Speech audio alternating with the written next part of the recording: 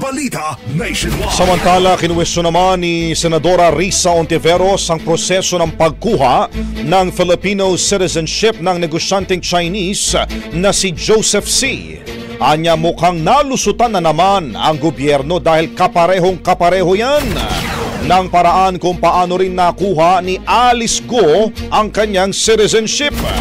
Bagamat may mga grupong patuloy na iginigiit na Pinoy itong si C, pasaporte lang at saka yung late registered birth certificate ang kanyang naging patunay na parehong butas na ginamit din ni Go para makalusot at igiit na siya ay isang Pilipino. Natuklasan din na tumugma ang fingerprint sa pasaporte ni C sa isang Chinese na si Chen Zhongzhe. Ipinanganak umano si C sa Fujian, China. Lumipat sa Pilipinas sa edad na 17 upang magtrabaho sa isang wood factory at kalaunan ay nagtayo ng mga negosyo sa timber, nickel mining at maging sa smelting industry. Brigada Balita. Ang bahaging ito ay hatid sa atin ng Guard C Plus with Zinc Capsule. Always protektado ang kalusugan.